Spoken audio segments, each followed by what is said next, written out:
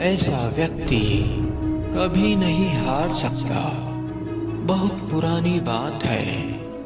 एक जंगल में एक गुरुकुल था जिसमें बहुत सारे बच्चे पढ़ने आते थे।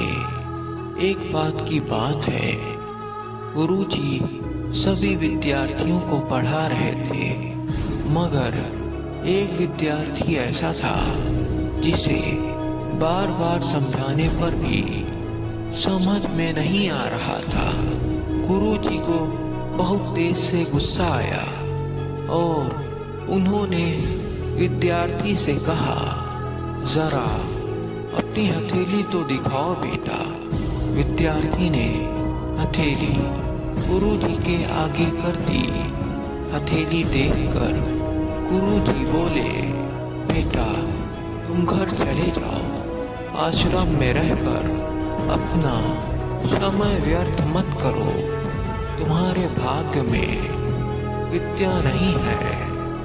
शिष्य ने पूछा, क्यों गुरुजी? गुरुजी ने कहा, तुम्हारे हाथ में विद्या की रेखा नहीं है। गुरुजी ने एक होशियार विद्यार्थी की हथेली उसे दिखाते हुए कहा, यह देखो, यह है विद्या की रेखा। यह तुम्हारे हाथ में नहीं है, इसलिए तुम समय नष्ट ना करो और घर चले जाओ और वहाँ अपना कोई और काम देखो।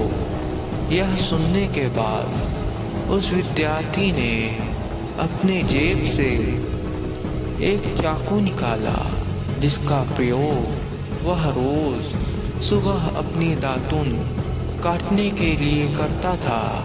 उस चाकू से उसने अपनी हाथ में एक गहरी लकीर बना दी। हाथ ने खून बहने लगा। तब वह गुरुजी से बोला, मैंने अपने हाथ में विद्या की रेखा बना ली है गुरुजी। यह देखकर गुरुजी द्रवित हो गए और उन्होंने उस विद्यार्थी को गले से लगा लिया। यह देखकर गुरुजी द्रवित हो गए और उन्होंने उस विद्यार्थी को गले से लगा लिया। गुरुजी बोले, बेटा तुम्हें विद्या सीखने से कोई ताकत नहीं रोक सकती।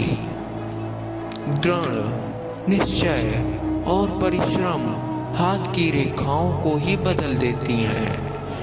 दोस्तों, वह विद्यार्थी आगे चलकर महर्षि पाणिनि के नाम से प्रसिद्ध हुए, जिसने विश्व प्रसिद्ध व्याकरण अष्टाध्यायी की रचना की है।